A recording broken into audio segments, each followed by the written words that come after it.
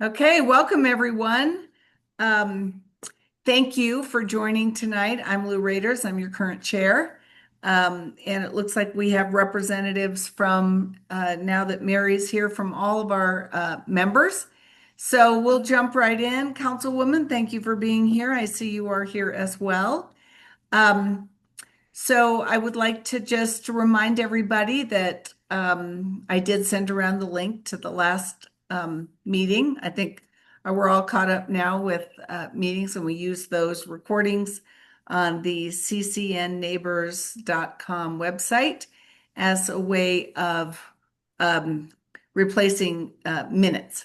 So again, thank you all for being here.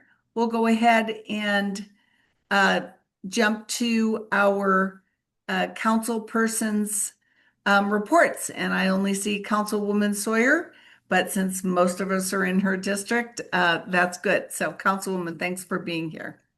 Hey Lou, thanks for having me. And I just want to apologize to everyone. I am in the car doing a last minute surprise pickup of one of my kids.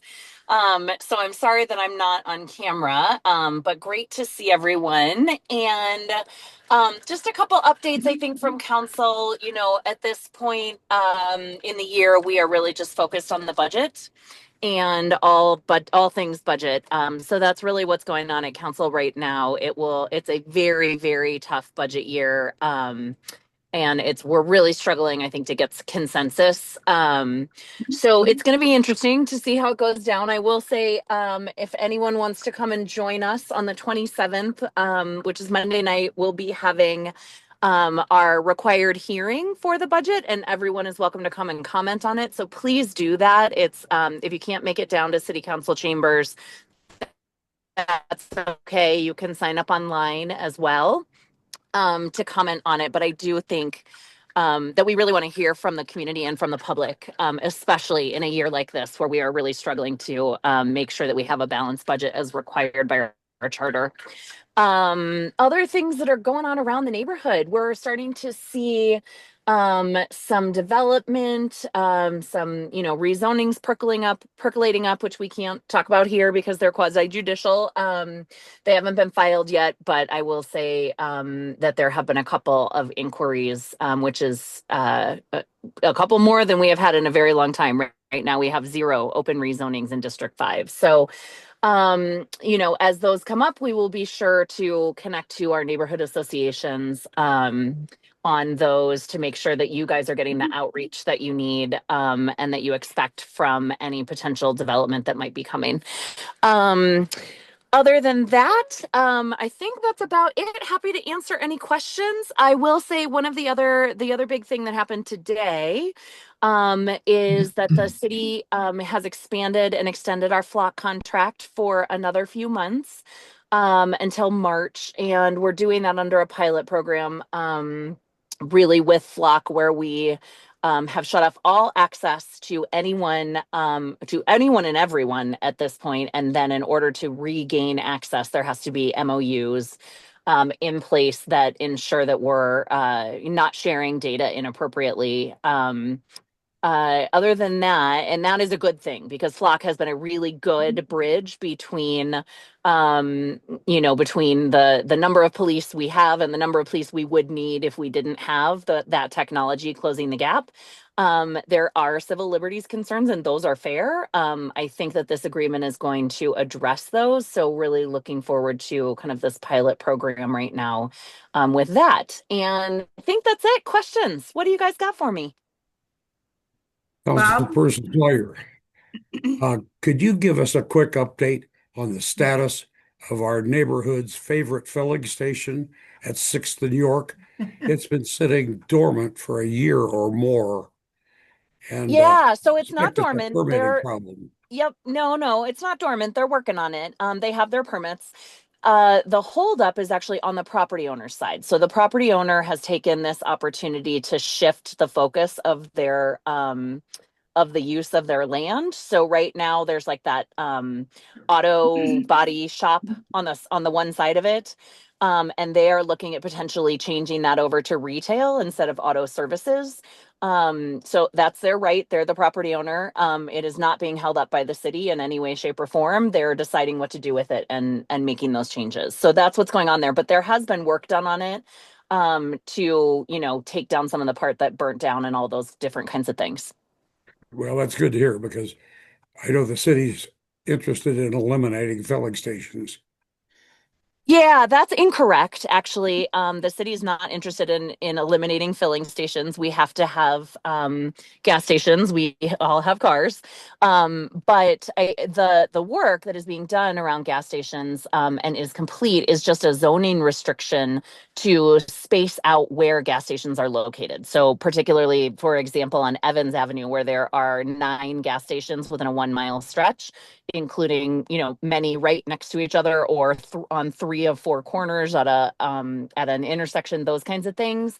That won't be allowed anymore. So now, if there's an existing station, it can remain.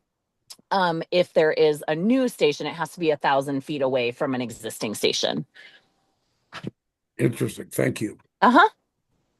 And that is I drive an electric car, so I don't stop there, but they do have bicycle free air for filling your bicycle tires, and they have really creative sayings. So when it first burned and they fenced they had the sign that said crispy but not done yet. So Yep, that's we right. knew they were planning on coming back. I think they just changed it again, but we're glad they're going to be back because you're right, Bob. I mean, there really aren't a lot of convenient gas stations. So thank you. Any other questions for the councilwoman? I was wondering, do they have a requirement for electric charging stations now that they're going to be rebuilding?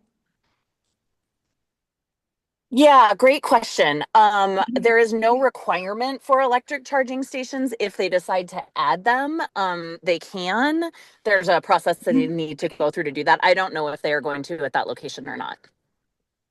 And Meredith, it's my understanding right now that most of the electric charging stations are really contracted out. So a supplier of charging stations will work to or sublease a little space to put those in because they're very expensive to put in and monitor, and they have to be on, a particular, charging app and those kinds of things. So if I do hear about that, we'll let you know.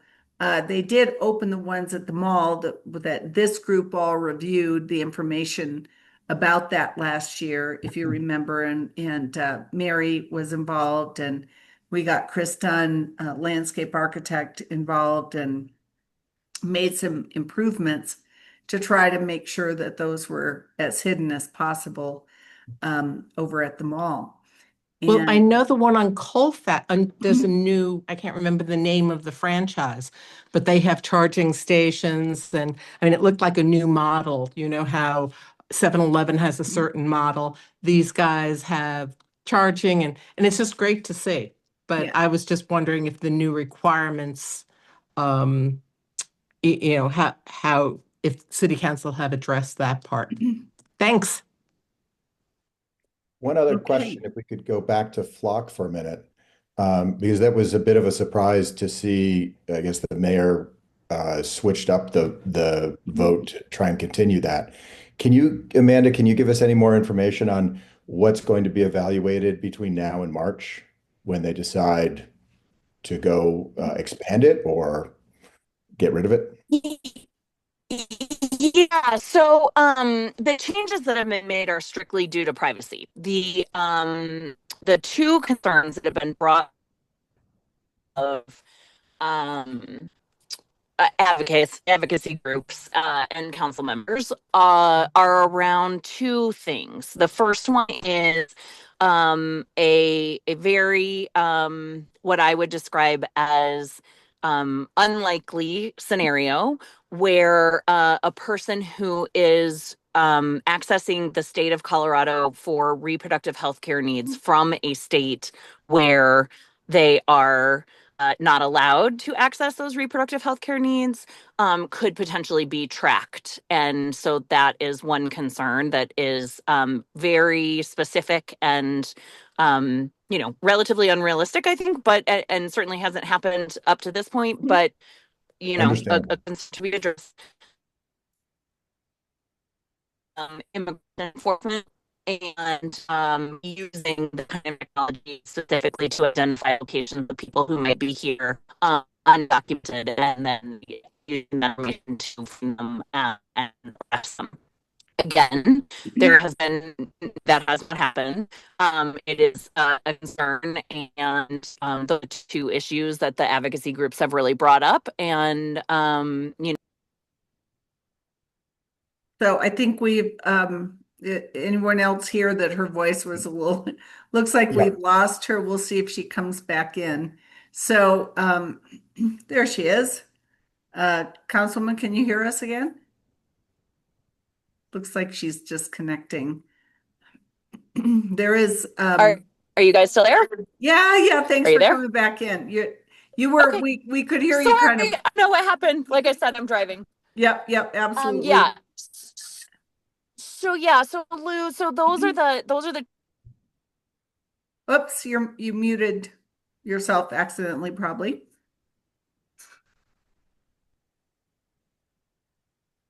Councilwoman, you need to unmute. Here we go. I'm yeah, I'm not muted. Can you hear me? Yeah, for some reason it went on mute, but go Can you hear ahead me and if I hey, there was a question that Oh, Brooks huh. asked That's in the chat about Breaking up. whether, can you hear us now? I can hear you guys. Okay, Yeah. okay, Can you okay. hear me? You were cutting in and out a little bit, Oh, so sorry about that. so Yeah. Yes, so the I don't know where I cut out, but I will just say those are the two main concerns about Flock.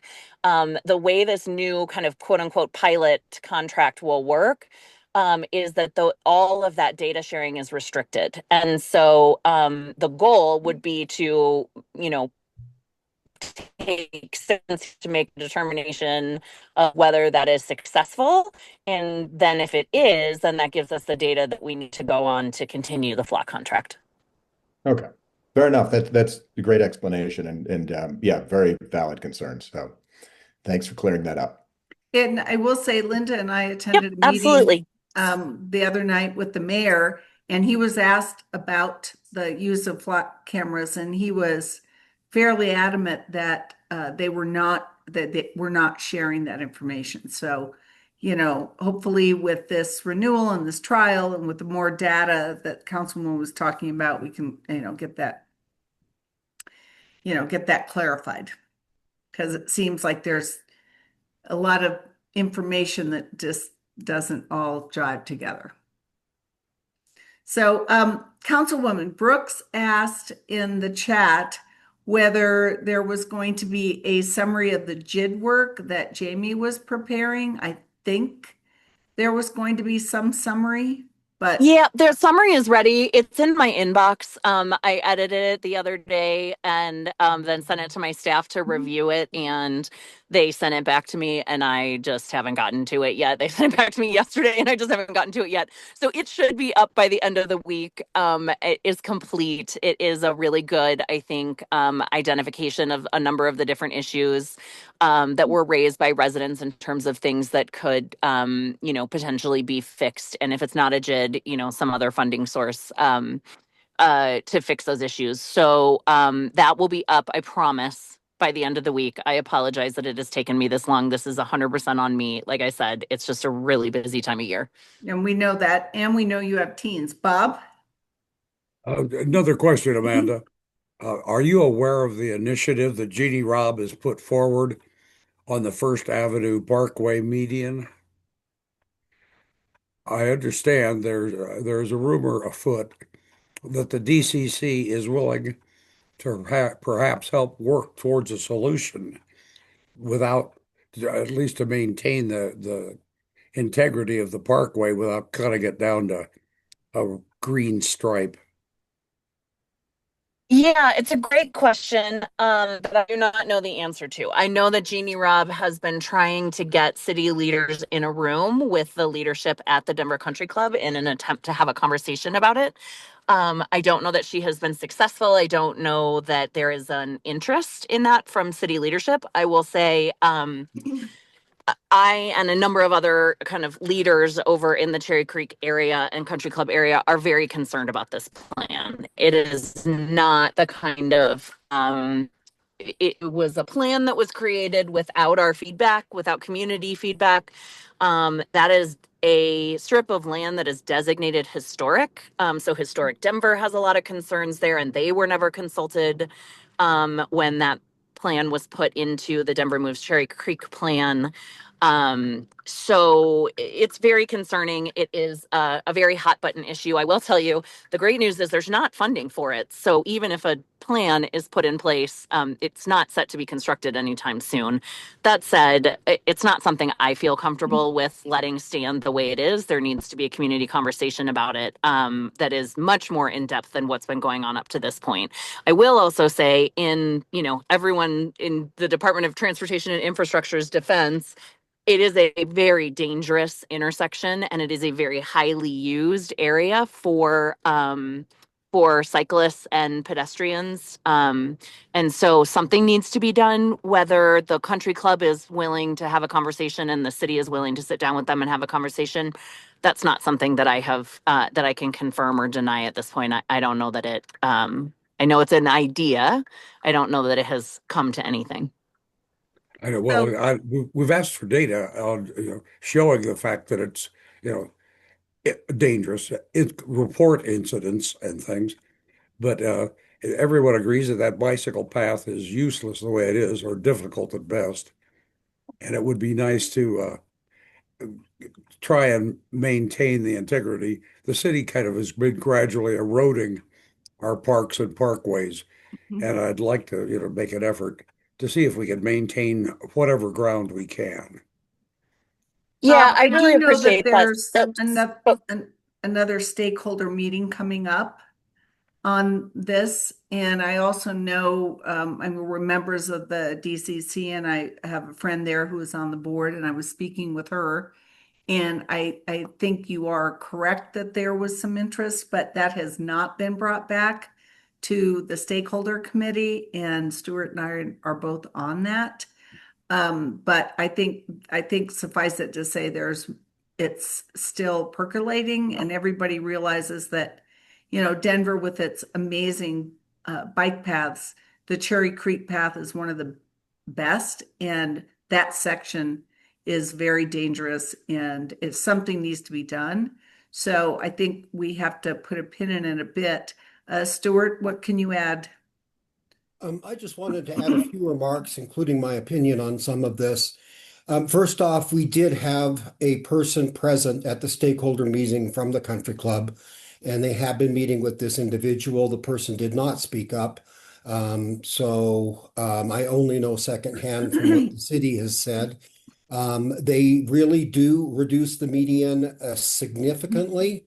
I understand where Historic Denver's coming from. It really changes the flavor of the roadway. But on the other hand, the data of mishaps and other items was almost 4 times what I understood it to be. It is far more dangerous than I, who use it frequently, have actually seen. And I know that not so long ago, my daughter and I were out biking on it. It was so crowded around that section, we just had to stop and pull off to the side until people could clear. We have to find a solution other than just leaving it as is. And I met with Dottie this past week and brought this issue up because my concern is, on the one hand, Dottie wants the perfect bike lane with ultimate protection. On the other hand, we're taking so much land that we're changing the character of the area. There has to be a compromise. And the response I got back from Dottie was that the priority is a safe bike lane. And the issue is if we're going to add trees on the south side at the expense of the median, do we really have to? Do we really have to put trees on the south side if it's that important? And so I really hope that Dottie is more flexible. When push came to shove, they said, "Well, it's not funded anyway, so we'll figure this out." We also have issues with the pork chops with the slip lanes. I looked at the data, and they are correct. There is no way to not have at least a slip lane, which is a smaller version of a pork chop at the First and University intersection. The traffic volumes are simply too high. And so they're going to try to accommodate that. It's messy, and I fear that we're going to end up where we were the last two times, where the bike folks stick it out to the end and design the perfect bike lane, and then the community rejects it. I think right now is the time we all have to sit down and figure out a compromise that makes sense for both, because it's not satisfactory as is. And And now Stuart, is the time to do it when we're working with Cherry Creek West. And I agree. I mean, there are a lot of people that have worked long and hard on lots of different compromises. And if the DCC is at the table, we don't want to, even if it's not funded right now, we do not want to miss the opportunity to put good volunteers and other paid brains together and come up with something. yeah. And Stuart, so my wife rides that trail, that section of the trail, at least once a day as she's moving back and forth. And it's the only section of the Cherry Creek Trail that runs obviously from REI all the way out, that is just pushing the bikes in with the pedestrians right next to cars moving at very high speed. And cars consistently move down that road at 50 miles an hour. And I hear them at night going 80 or 90 miles an hour too. But during the day, it's the most dangerous section of trail that we have because it is so narrow. And there aren't many places or really any places I can think of in Denver where I would be willing to give up parkland except for that one, because somebody will get severely injured very soon on that. We have Yes. 90-pound electric bikes going 30 miles an hour, and we have people walking on it. And it is an incredibly dangerous section. So Absolutely. And that feeds into that intersection at First and University, that we need to design it to be safe, not just along First, but getting through that intersection. And I don't think the design is what we want currently. They merge the pedestrians and bikes back together before the intersection, yep, which kind of seems to defeat the whole purpose of separating them.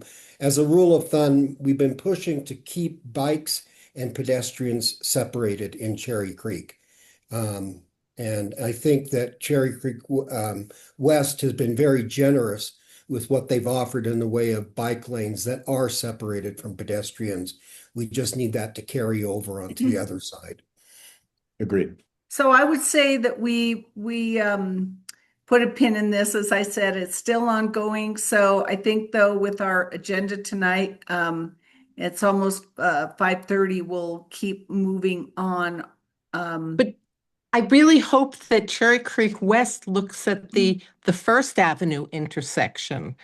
I mean, the First Avenue to Steel section, because that is where all this traffic is. And it was my understanding that part of this study was funded by the sale of the garage in Clayton Lane. And it's like, I too ride that bicycle lane a lot, and I now go into the neighborhoods because it's not comfortable.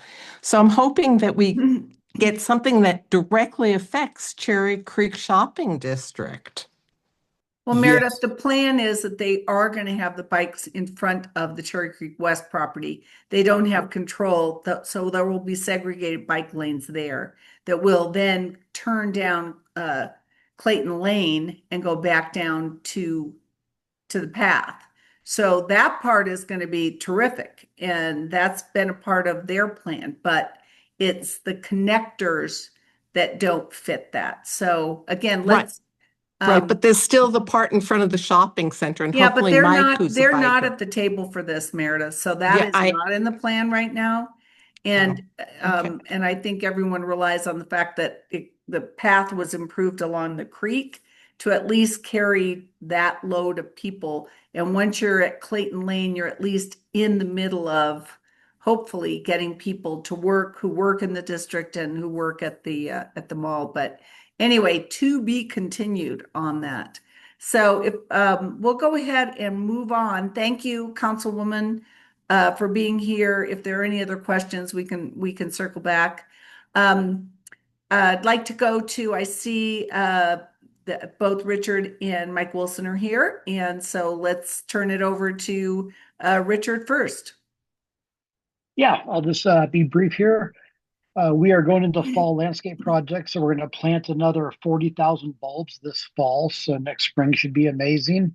Holiday lights are going up. We will light the district on Thursday, November 20th, when the holiday market opens.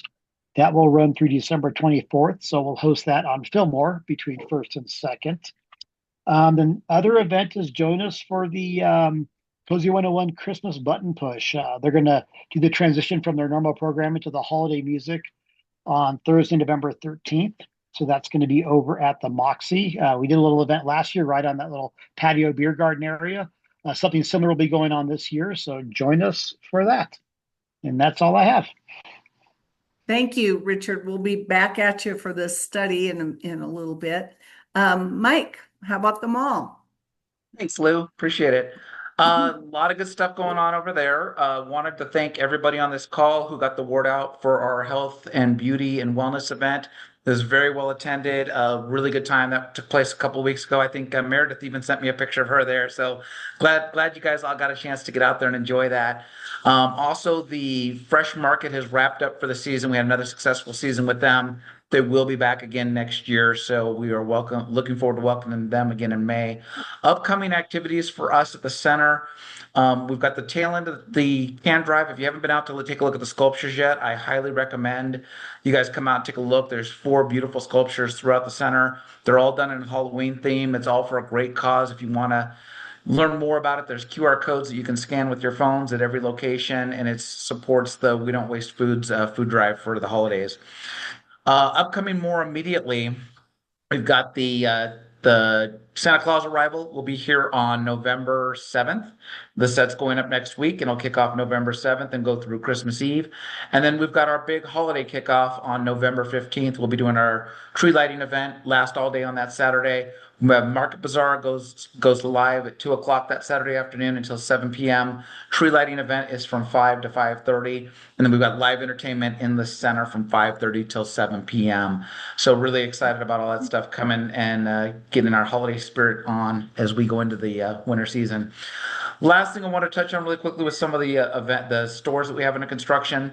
First of all, I wanted to let you guys know we welcomed Peloton over the weekend, and Sephora opened their brand new gorgeous store last Friday for everyone who wants to come and take a look at that.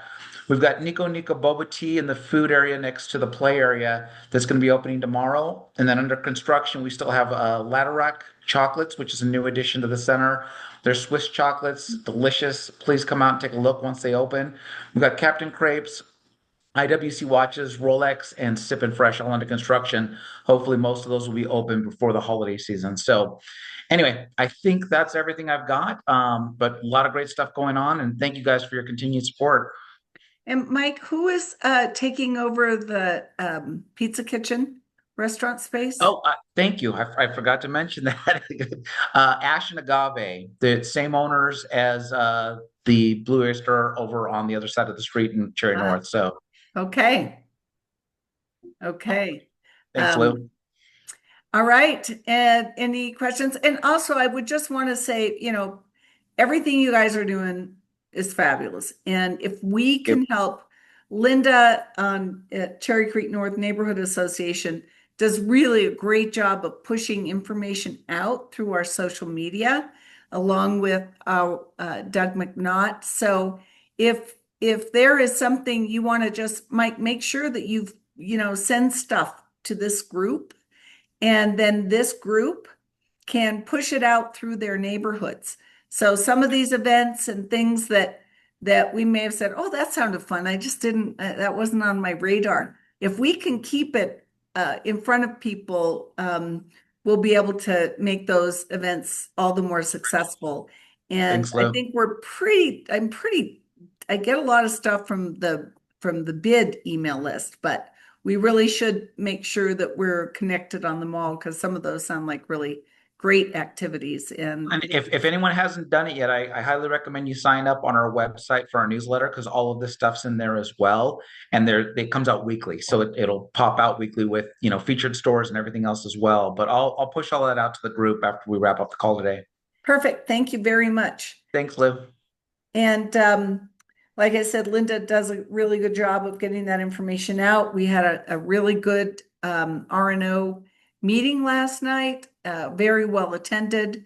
So, from time to time, I don't know if Linda, you want to give any quick little updates on that before we head over to Cherry Creek West?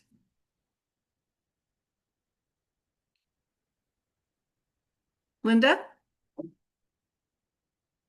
Okay. Thanks, There she Lou. is. Now, we had a great meeting last night. Thank you. It was really focused on updating the neighbors with what's going on in the bid, and an introduction to the Design Advisory Board, which to me is the best kept secret in Cherry Creek. So they gave a great presentation of how they really look at the design and standards guideline. And then we had Chris Carroll from Magnetic Capital, who really talked about their structure and their office building that they're putting on Second and Adams, and gave us a sneak preview of the 2 restaurants that will be in there. And then Lou gave us an update on good neighbor agreements. So well received by the neighbors, a good chance for them to really talk amongst themselves, but with the developers and with Nick, and then ask good questions. So we're fired up. It was a good meeting. And Linda had a special guest, the owner of Show of Hands. And we talked a lot about how they've been here for so long, and how lucky are we to have all these great national chains, many at the mall, and then these small businesses. So we really, with all the construction, we just want everyone to push out to their areas to remember to, shop in Cherry Creek, shop instead of going to Amazon, call down and you can pick it up. It's faster than Amazon, as I say. So anyway, thank you. It was a great meeting last night, Linda. So we'll turn it over to Jenny. Thanks for being here, Jenny. Let's have an update on Cherry Creek West. Hey, everybody. Jenny Jacobs from East West Partners. We are looking forward to starting demolition in January. So to prepare for that, we will be fencing the site starting in December. It will take a while to fence the whole site, just given the size, but that is upcoming. So we're just, looking forward to getting started and taking some of those older buildings down. And Jenny, the process with the city on finalizing, those issues about the First Avenue intersection, anything to report on that?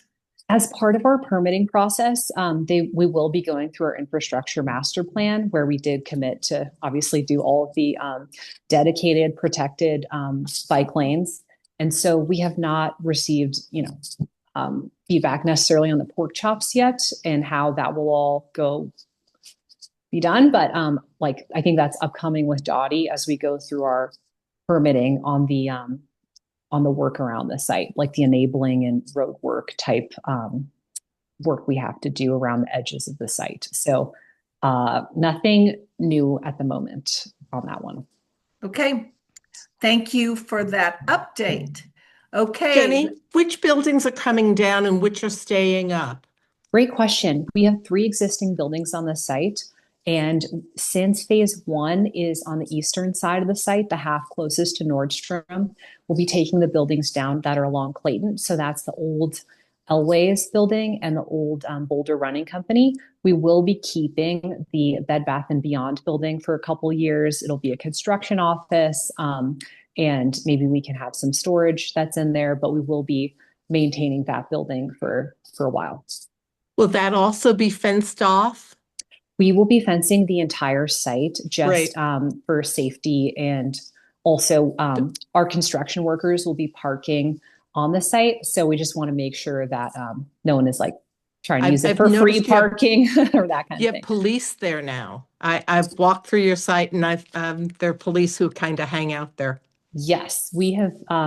Yes, we pay the DPD off-duty officers since we took over the site last October. Basically, we have engaged with them, and also the SWAT team to do trainings on the site, which has been great. And yeah, so anyway, trying to keep everything secure for sure. Yes. Bob? One last question. What is the projected date of demolition start?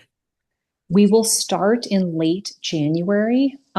So ahead of that, we're just disconnecting utilities and things like that. So we'll just start fencing the site starting in December. So it will take a while, like I was saying, to put all of that up just due to the size of the perimeter, but it won't be open for like surface lot parking starting December 1 is when we'll be beginning that work. Thanks. Sure. All right, thank you very much for that update. We will move on in the agenda. And I'd like to welcome Daryl Herring, who is here from the mall, who is going to tell us a little bit about some changes. And Daryl, I think I made you a co-host. So if you have anything to share, you're able to do so. I shall do that right away. Thank you. Thank you, Lou. So in addition to all the, can everybody see my screen? I can. Okay, good. So in addition to all the great tenancies Mike spoke about, we're pleased to announce that we have a new tenant who's going to be taking over space in the existing Macy's Furniture Gallery, which is the outbuilding to the east of the mall property itself. I have with me on the line Peter Wordley, who is a representative for Crate and Barrel, who will be the new tenant. So I just wanted to give some context. You know, at the moment, Macy's has about 30,000 square feet. Sorry, let me just flick to this. I just wanted to remind people of what the facade of the Macy's store looks like today with the existing signage and the existing canopy. And there are going to be some changes to that facade, mostly to do with removal of the canopy and obviously the insertion of the Crate and Barrel signage. So the intent is to divide the existing Macy's men's furniture store into two pieces, 23,000 square foot for Crate and Barrel. And then we'll have a remainder space that we're out to lease on. We don't have any prospective tenants at this point in time, but we think a food use might be the appropriate tenant for that space. And we will report more on that once we have some real leads on what's going to happen there. The work itself is fairly unobtrusive. There's going to be some reconfiguration of the existing loading docks to facilitate Crate's loading into their storeroom at the rear of the store.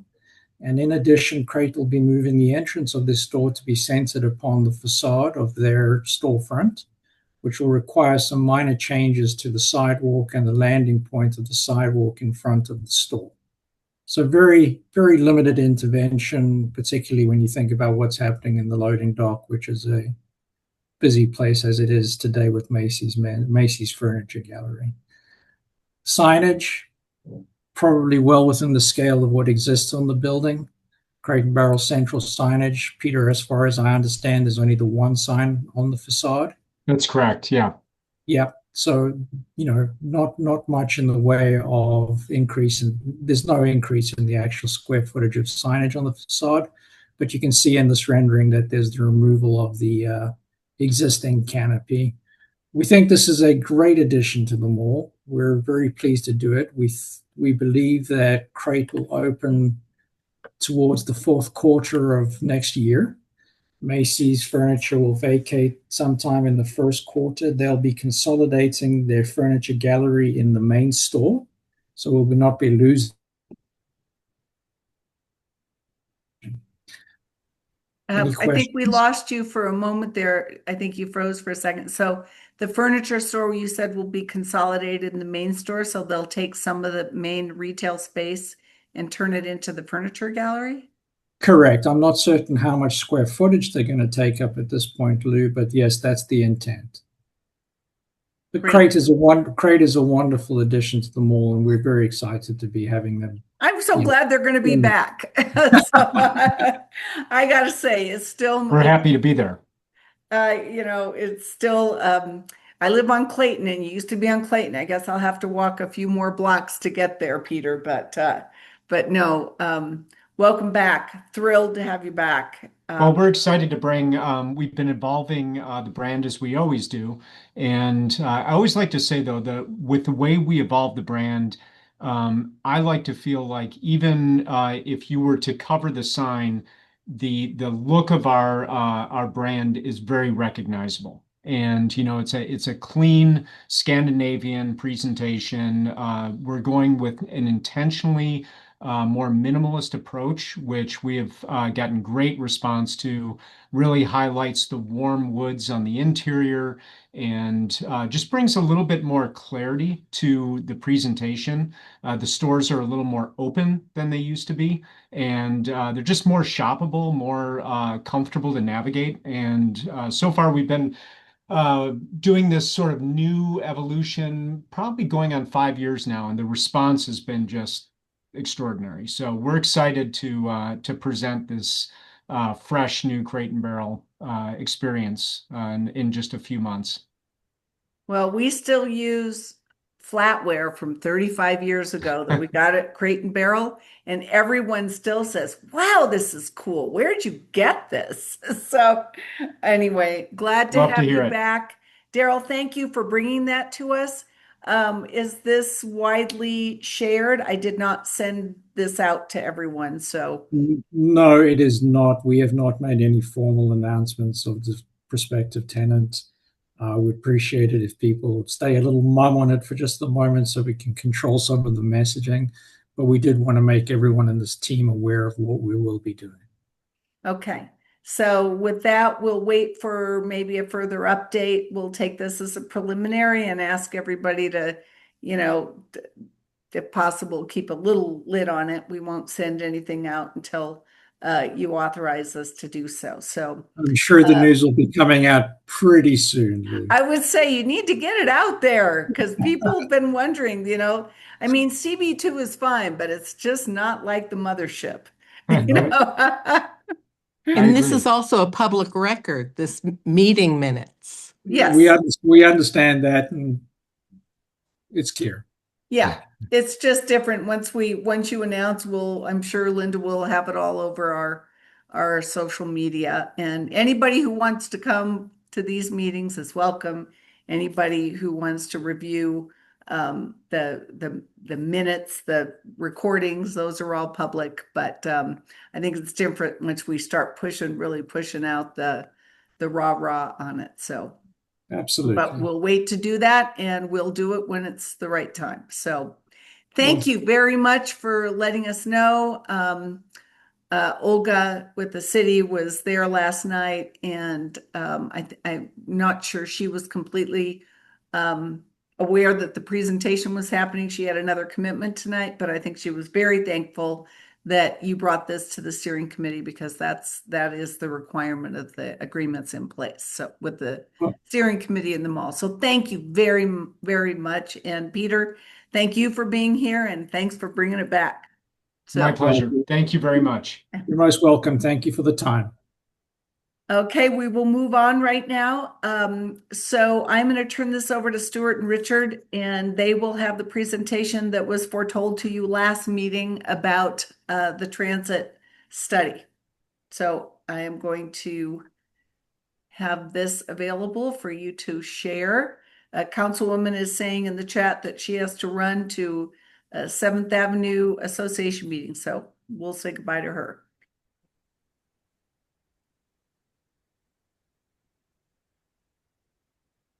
Great. Can you all see my slides? I can see them. Yep. Great. Richard, This is something that Richard and I have been working on for the past several months, and we're very fortunate that the Cherry Creek North bid paid for the majority of this survey. It was a survey of commuters and really focused on how we can address how people come and go from Cherry Creek. This is built on previous surveys.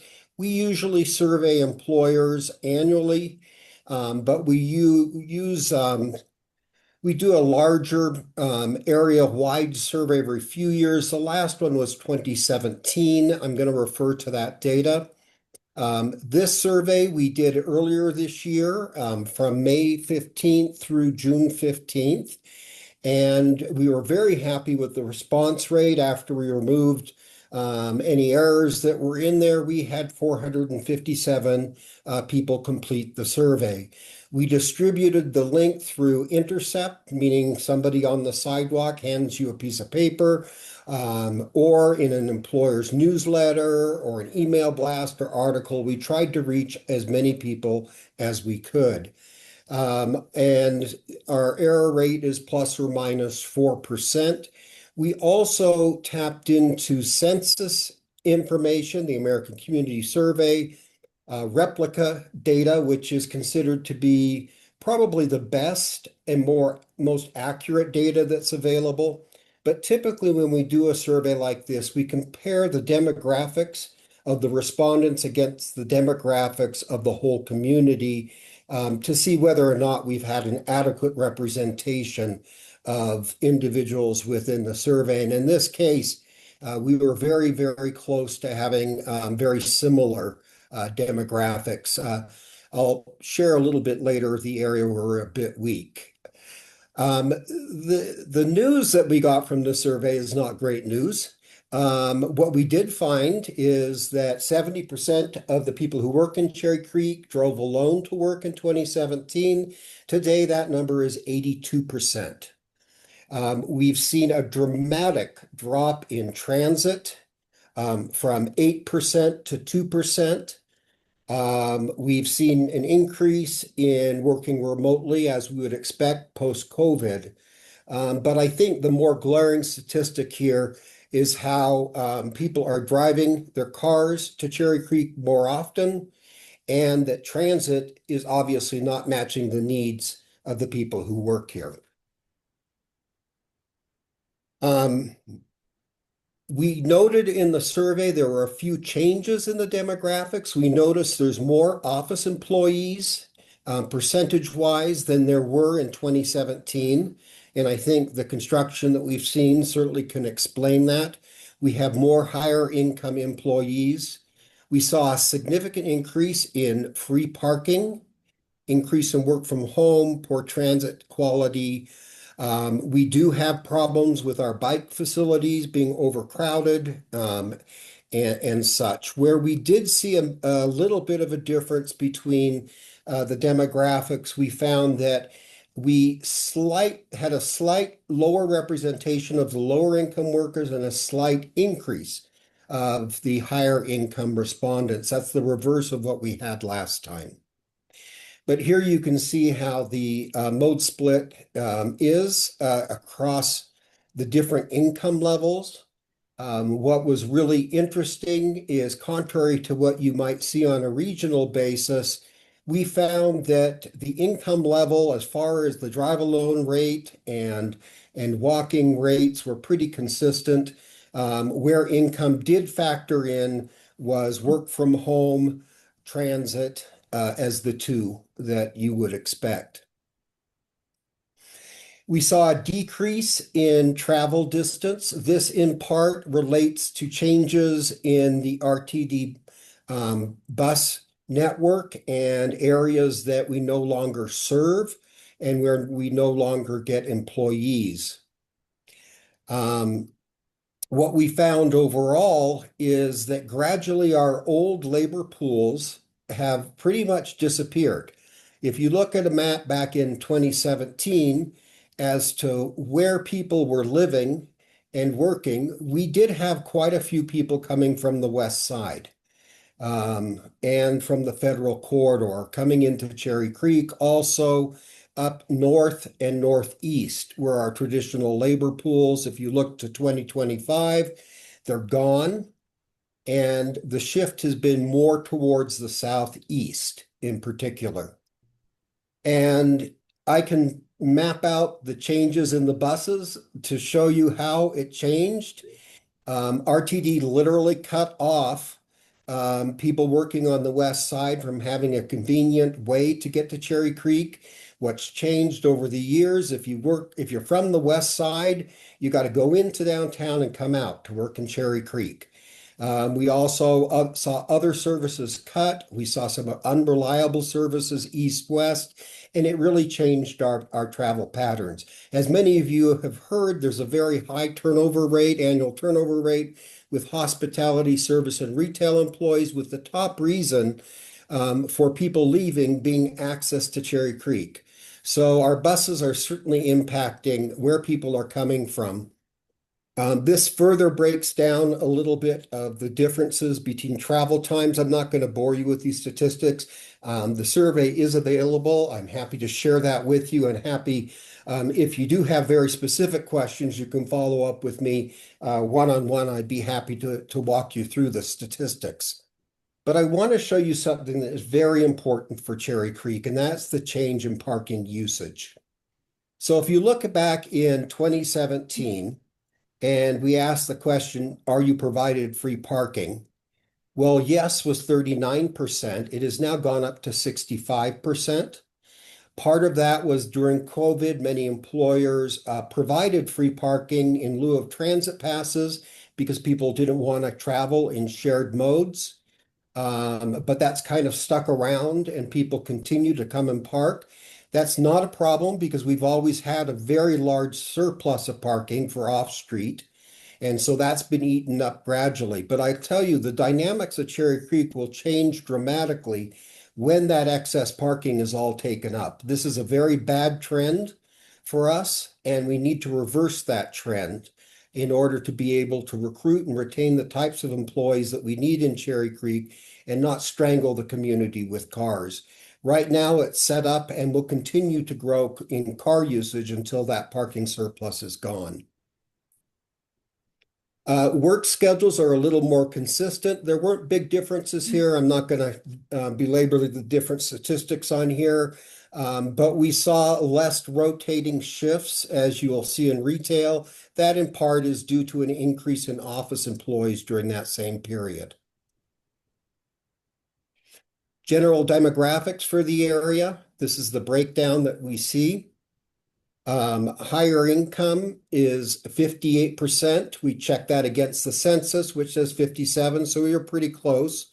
Where we were off, and this is where I mentioned where we have a slightly lower representation from lower income workers in this.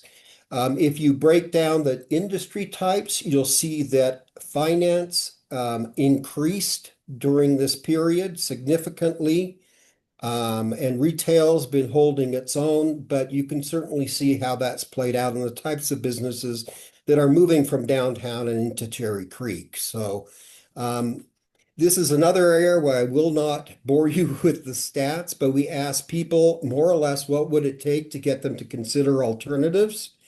And overall, we do have some very positive attitudes, and it's something I share with RTD, that we have over 40% of the people who drive alone to Cherry Creek wanting an alternative to driving to work. And that's not uncommon, especially with hospitality, service, and retail employees.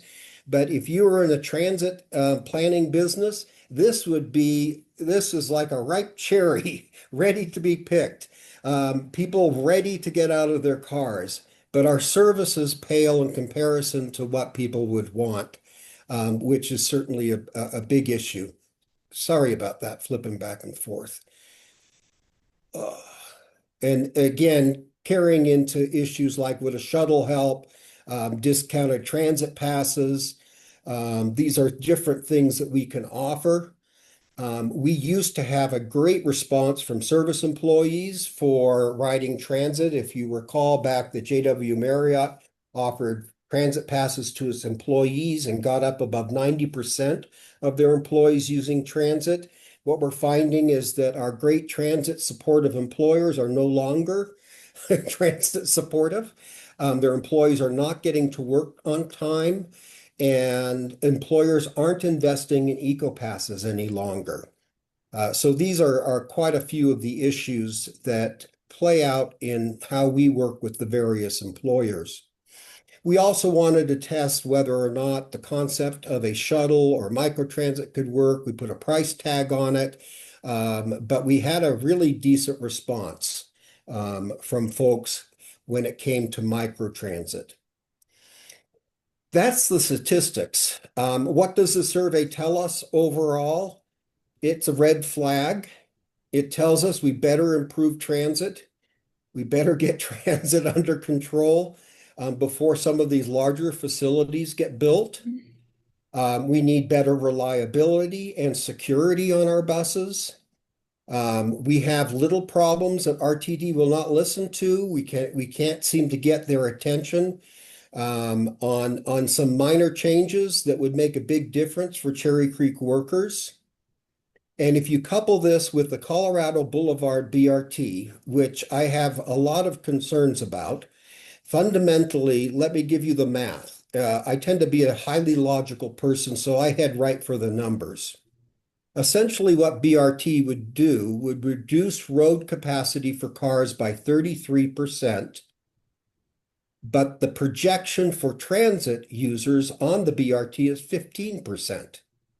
That means 18% of the cars are going to be squeezed into smaller space. It's going to make Colorado Boulevard unbearable.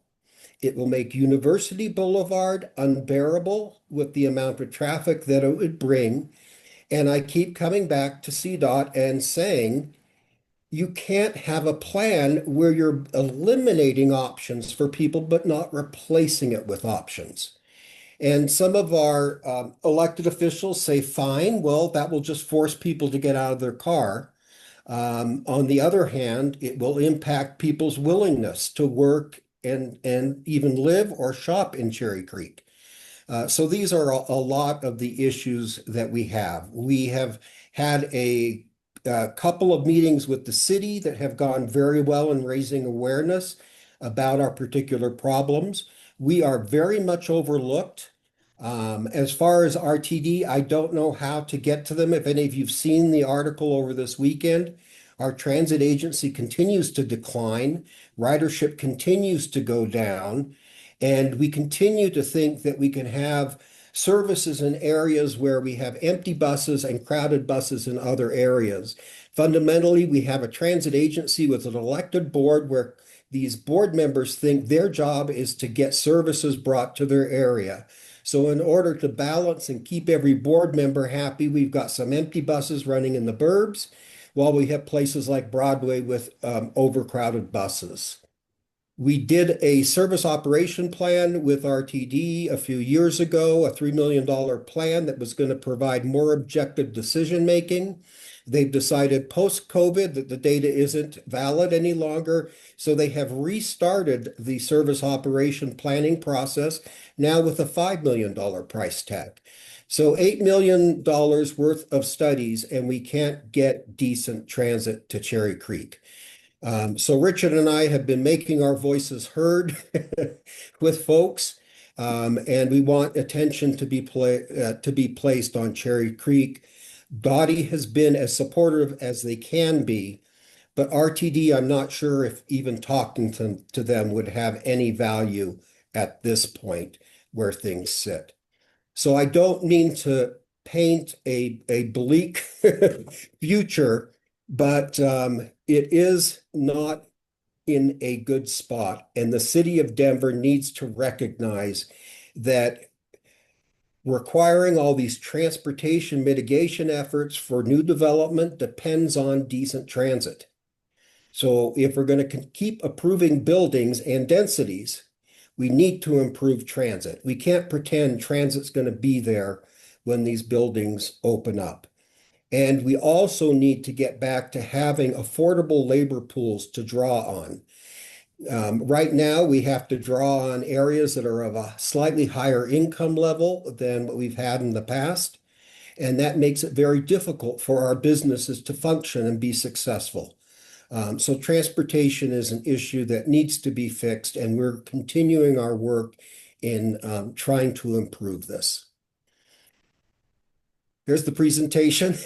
Lou, don't know if you want to take questions or. Are there any questions? I just checked the chat and there aren't, there were some comments that Bill said if the experience is better, people will use it more. But I do think that, the conundrum we are in right now is with the density being approved because we're on transit corridors. If the transit is bad, then we're in trouble. And as you said, it doesn't stop the mantra that is, let's build more and higher and bigger and more density on transit routes. But the transit routes are bad and they're not being serviced, then that doesn't work. So there's been that disconnect between planning and transit. I know, Stuart, you have tried for many years to make sure that those are better linked, that it's not just language, you really have to prove it. I'm hoping that the city and Dottie and everyone looking at BRT is watching what is happening on Colfax and the complaints that some of the businesses are really impacted negatively. And maybe we need to take a different look on that. Maybe, on the Colorado BRT, if they're going to move forward on it, it needs to be a shared lane for much of it, because you're right, you can't take that much capacity out of the system when you're adding more density to the core. It's pretty depressing. And having been on some meetings with the RTD reps, it's not a very encouraging. It doesn't seem like they're hearing us. I don't know if that means, I don't know when the next election is, Stuart, or how we can get somebody that really cares about this issue for Cherry Creek. But as a top destination for travelers and also a top destination for workers, we need to make it easier, right? So questions for Stuart. I think one just popped up in the chat here. When RTD, no, that's the one I mentioned. Let's see. Meredith had a question on the 24. Okay, with the help of the city and some prompting, we have half-hour frequencies during peak period. That's better than the 1 hour frequency we've had for the past several years. We really need to get to 15-minute frequencies. And part of our problem is that in Denver Moves Cherry Creek, the city decided that us pursuing our own shuttles didn't make as much sense as the city buying up more frequent transit for Cherry Creek. So my question back to the city is, what are you doing to buy up more transit service as promised in Denver Moves Cherry Creek? And the answer is there's no money. So I really am challenged by where we sit today. It seems very unrealistic. Honestly, between all of us, and this can go in the minutes, I think RTD needs to be eliminated and replaced with a board that is appointed like every other transit agency is in the country. I think that it's very amateur for us to put people who know nothing about a bus in charge of making our decisions. So it's been a big problem for a long time. We think it gives better accountability by having lay people from the public come in, but this requires a technical knowledge and understanding of how it works. So every few years we get another bunch of greenies back in, managing it and wasting our money and redoing studies over and over again. The other issue I think that we have is that all focuses on downtown, getting people to back in downtown. There's a higher priority to get buses that aren't full to downtown than there are getting buses to Cherry Creek where they could be full.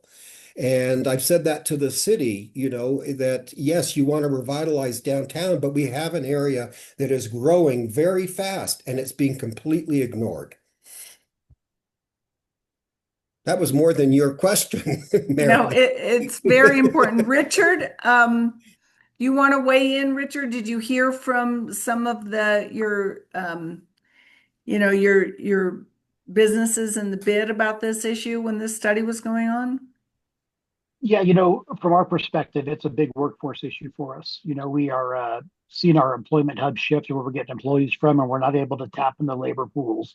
So, from the business perspective, it certainly is not adding to the success of these businesses if they struggle that much just to find employees. And the ones we are getting are driving in because we're not serviced by any great form of public transportation. So, there really aren't other options. And so, we need to brainstorm from our end and just try and path out solutions and options. One of those things we were hoping if JID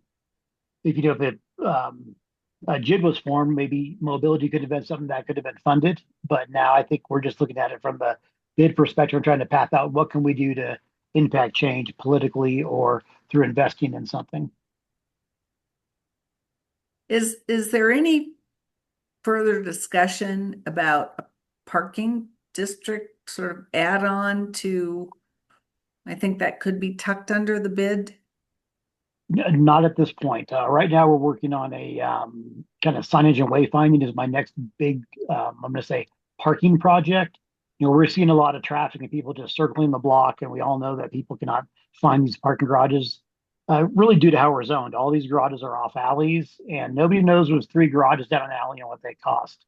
So we're looking at having Walker Consulting come up with a signage and wayfinding plan that we'll present to the city to really try to get people off the streets and into the available parking that we have just to free up traffic. So that's kind of the big project we're working on right now. So more to come on that as we get further in that design phase. Well, and there are so many new apps that can direct people, immediately if it's a parking app for Cherry Creek and it shows how many open spaces are in a particular garage and what the cost is, you Yeah. know, it would just seem like that should be able to happen. Yeah, we have a big menu of options from our consultant that's been working on that with us. So I think more to come, and we're just kind of chipping away at each recommendation one at a time and see what makes sense for us. Terrific. Any questions for our bearers of tough news? Well, keep up the great work, you guys. I mean, obviously, that's incredibly important that we all focus on this when there is a direction that makes sense that we can then roll out to the neighborhoods to get some support and to maybe push for some dollars in that direction. We'll bring it here and then we'll push it out. So, and with that, it is 6:08. Does anybody have anything they'd like to bring up? Any news about what's going on in their areas? Anything? I have some great news about the library. Two big Please. things. One, beginning of next year, we're going to have 7-day service. Eugene Field will be closing as well as 3 other branches for renovation. And I don't know when Schlesman opens, but Cherry Creek will be rolling out a 7-day service and then more to come on that. And then I just wanted to say, anybody who's interested, they're doing some really fabulous programming. On Wednesday, November 12th, they're doing a sound bath meditation. And they're really trying to broaden the programming that's going on. So I hope people pop into Ross Cherry Creek and use all the services. Linda, maybe you want to just Tell everybody about the success of Sip and Savor and the amount of money Cherry Creek North Neighborhood Association is giving to the library. You bet. So again, it was a sold out event. It's this year sold out within about 4 hours at a 200 capacity. And between Urban Peak and the library, the total amount that we brought in for our fundraiser was $17,000. So that was split between the library and Urban Peaks. So huge popular event for our neighborhood. And as you can tell, when you sell out within like 4 or 5 hours, it's a hit. All right. Well, thank you for that. And that's another way, we can all support our library is, money. Bill. Just as we got Ellsworth Storm Sewer completed, Excel has announced that they're going to be building a new capacity line through your neighborhood and then up Ellsworth across Colorado Boulevard. And we will lose Ellsworth Avenue again as they put a new power line underground. You should have gotten the same notice up there, Lou. I don't know if I did, maybe Linda did, but we will follow up on that. So thank No, I you. haven't. So that's good to know. Would you mind, Bill, forwarding what you received to me? Yeah, that would be helpful. I may have shredded it already, but Okay. because it was a physical piece of paper that had a map on it, and it showed where it's coming from, and then it's going to the substation here in Cherry Creek East. Then it's going across Colorado Boulevard to that substation that is down on Leetsdale. So it's a new high capacity line. If I find it, I will, but I'm sure Excel has got a. It came from Excel? Yes, it did. It Hey came from Lou, Excel. this is Mary. I have an email about it. I can send you because I think it's coming through Hilltop as well on our southern borders that there's information and a map and contacts and public meetings are going to start and all that. So I can send it to whoever, or I can send it Why to don't you Lou. send it to me and I'll send it out to the whole committee? I'll do that. Yep. Okay. Okay. Great.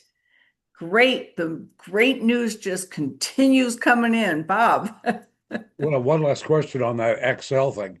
This is a huge departure from them. Typically, they have used thoroughfares, and that if that line you're talking about coming, it all runs through neighborhood streets.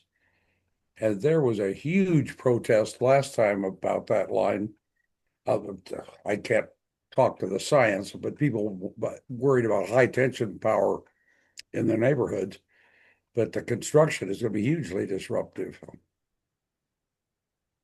Thank you, Bob. I mean, it's good to know, and we'll get that information about the public meetings about it. And we probably should all work together to make sure that the steering committee and the RNOs and interests are all represented.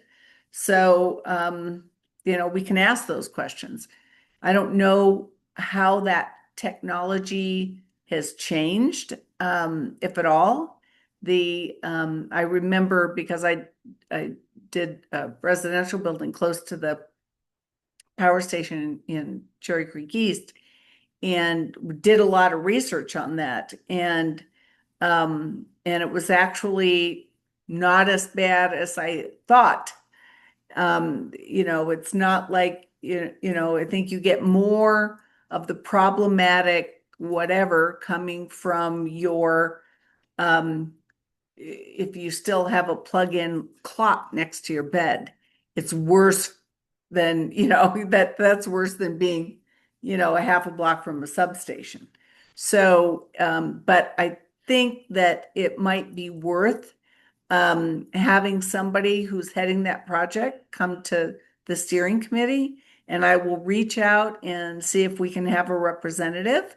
And then, of course, we'll document that and we can take it from there. So thank you very much, Bill, for bringing that to our attention. Yeah, I'll just add, I think this is a really big deal. I mean, it is going to be very invasive, the construction. But there is it's coming up quickly. It's on November 5th. There's a a public meeting at Carson Elementary School, and this will be in the email I'm sending you, but it's Wednesday, November 5th from 6:30 to 8:30. I am booked that night. I don't know if Carson. anybody can commit to being able to be there. Yeah. Anybody? Anyway, people can, hopefully someone can make it when they get the information, but Yeah. that is coming up. Is there anybody on the committee that plans to attend that?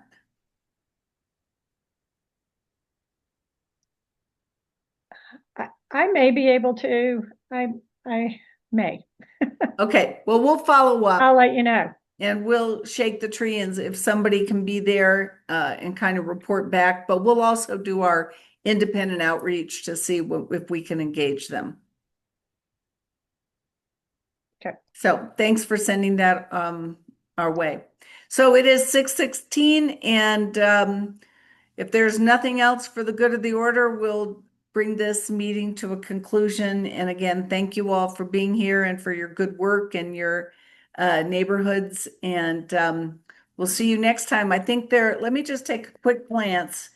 I believe that November is, so the fourth Wednesday in November is Thanksgiving Eve, which never works for anybody. Everybody's, exercising, getting ready for the big meal the next day, I'm sure. But would everyone be able to move that to the 19th, perhaps? Does that work for everybody?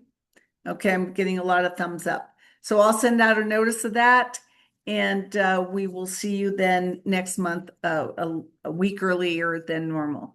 Okay. Thank you again, everyone, for being here. Take care. Be safe. Bye.